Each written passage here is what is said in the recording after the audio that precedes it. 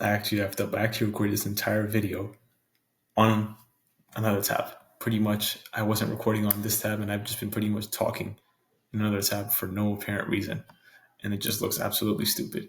And I just wasted a whole 12 minutes of trying to teach you guys everything that I used to execute this trade. So make my time a little bit more worthwhile and listen up so that you can gain as much benefit from this as possible. And make sure to also subscribe. It does help the channel out, and I can help more people out for free too, because all of this is free. I pretty much am not selling anything to anyone at this point. So what do we know on today's executions, right? How could you have done what we did and be able to perform in the market and create gain for yourself, right? So on the higher time frame, we're clearly bullish. I mean, you can look at how gold here is pretty much showing good weekly structure, if you can imagine it from a weekly standpoint. Then on the daily time frame, on the recent, what do we have? We have a breakdown, which is a retrace, and we have an expansion. We're retracing back into this order block that was made from that retracement, from that expansionary move. And now we reacted off of it.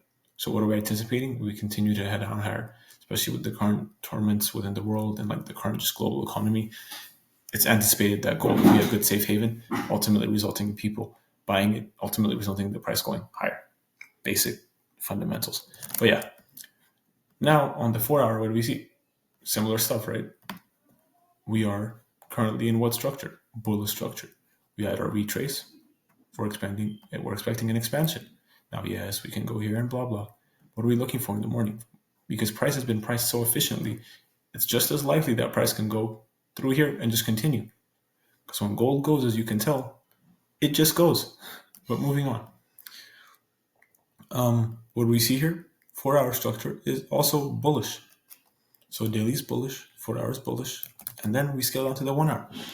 We want to use our higher time frame biases on our lower time frame. So we want to establish and check with each time frame if it's in line with our bias and see exactly where we currently are on the lower time frames. But to do that, you have to go from top down.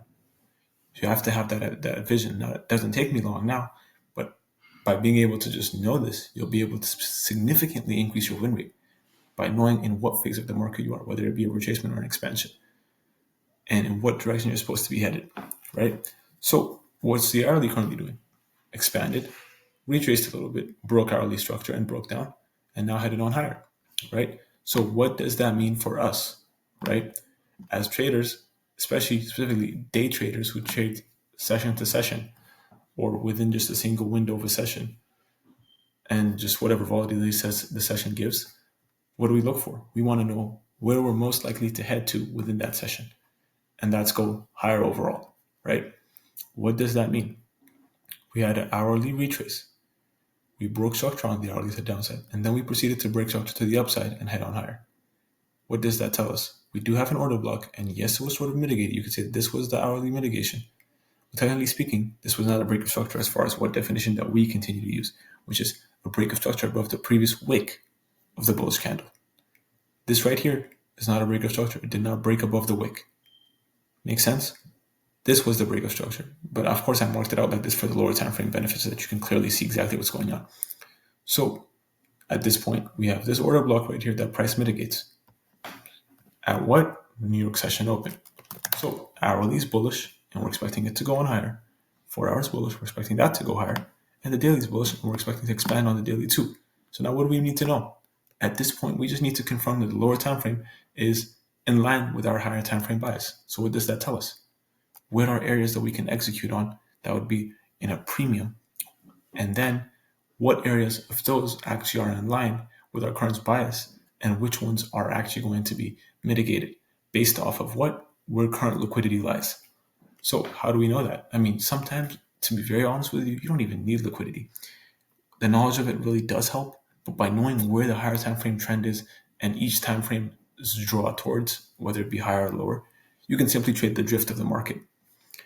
I'm going to briefly get into this, but quite simply, more times than not, wait for session opens, identify exactly what the structure looks like as far as hourly, 4 hour, daily, 15-minute, and literally go on a 5-minute chart or on a 1-minute chart and pretty much execute on the change of characters in those directions. We said that we were bullish for a while now. Systematically, you can look for a 5-minute break of structure to the upside and a retrace. and literally enter off of a premium area or a reaction on the 1 minute. And you would literally just be profitable just off of that. But people don't even want to just do that. What do you see? Right? We've been bullish for a while. So what is this? 5 minute breaks down, 5 minutes expands. You enter premium area, stops under the low, go higher. 5 minute breaks down, expands. What happens? You mitigate the top of the order block. This would likely have been a 1 minute break of structure. You execute off that, go on higher. 5 minute break of structure, boom, goes down. After a break structure, what does it do? Break structure to the upside in the real direction. What do you expect? A mitigation of what? Premium area. Take that premium area mitigation, go higher, right? What do you expect here? Come Asian session, 5 minute breakdown, boom, now you lose. Don't trade Asians moving forward. They don't really work. They're not as good, and they're pretty much consolidation. Price does whatever the hell it wants. It's just generating liquidity on both ends. So skip that. London session, 5 minute breaks down, 5 minute breaks above, 5 minute comes back, goes higher, or 5 minute goes higher, 5 minute goes higher, comes back in to this fair value gap. What do? Execute. 5 minute internal break. Shit, this is on the 15th. Yeah. Literally, you understand my point? This is exactly what my point is. It's simply trading the drift of the market. It's naturally going to head in this direction. If orders are going towards the upside, yes, you have that retracement bit. Yes, you have this bit. But overall, we know our direction. So all we have to do is position ourselves in that direction and execute on those mitigations so we can just go higher. It's that simple. Now, what do we do here? We use a little bit more stuff, but it's still the same thing. What are we doing? Daily bullish, 4 hour bullish, 1 hour bullish, 15 minute bullish, right? We established that. 15 minutes still bullish here, right? So what does that mean? We have an order block right here that we'd like to see mitigated without breaking 15 minute structure. That would be a valid liquidity sweep. What does that mean? Scale down to the 5 minute. Where is that area? Refine it further. This is the order block that caused this expansion, right? Now, really, the true zone that was mitigated today was the last unfilled, what did you call it? Demand, which is fine, happens. It's supposed to be a little bit like this, but you get the gist. Either or is fine. So what do we know here? 5 minute mitigation, right? Into the order block. We do break 5 minute structure. Now, by using stuff with a lower time frame, because a 5 minute candle consists of 5 1 minute candles, we can anticipate breaks of structure on a higher time frame by looking at lower time frames start to flip. That's pretty much what we did with this trade. We anticipated this 15 minute expansion by seeing the 5 minutes start to build up on the lower time frame, by seeing the 1 minute start to build up on the lower time frame. What does this mean? Use higher time frames, have higher time frame, have higher power in your mind. What does that mean? To invalidate daily time frame, you'll need a 4 hour break of structure, bare minimum. To invalidate the 4 hour time frame, you'll need a 1 hour break of structure, bare minimum. To invalidate the 1 hour, you'll need a 15 minute break of structure, bare minimum. By adding a mitigation and a reaction off of that, you're increasing the win rate and the chance that the hourly is going to break. Because a 15 minute break of structure is already 45 minutes. Up, down, up. 3 candles. That's literally 45 minutes of the hour. See what I'm saying? What do we do with the 5 minute? It's bearish, but we do know that the 15 minutes bullish. Odds are this 5 minute is a retracement on the 15 minute time frame. How do we know that? We have to see the 1 minute invalidate the 15 minute. So we scale down off of this premium area so that we can go ahead and observe exactly what happens. We identify that this was the liquidity sweep on the 5 minute, on the 15 minute. But on the lower time frames, it obviously looks like a nice, dirty trend to the downside.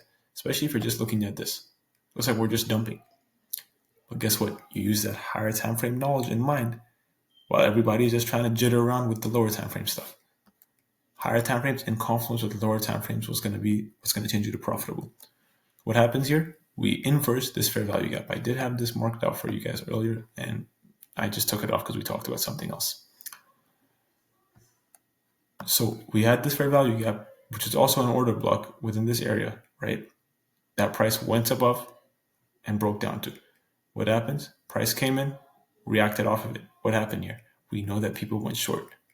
All smart money traders who thought that this was bearish today went short here, for sure. So what do you expect here? They get liquidated because the real direction is what? Bull. So what do we see? We see an invalidation of the fair value gap. It gets inversed. To me, that's usually enough. But I waited a little bit more to see exactly what would give me enough confidence. And what was that? I said, okay, show me a retrace into the order block and validate that. Because technically speaking, what could this have been? If you really look into it, this could literally have been a move that does this. Right? Goes, comes right back up into premium and does this. So I had to be sure that what we had instead was a move that would do this. Make sense? So, in essence, what does that mean? Invalidate the bearish structure with your bullish structure. Use that in Confluence with higher time frames and premium areas. You're profitable. That's simple. Higher time frame biases applied on lower time frames, and using those as your building blocks will allow you to turn profitable. Make sure to follow, make sure to like, and subscribe. It really does help me out. And I'll see you guys on the next one. Peace out.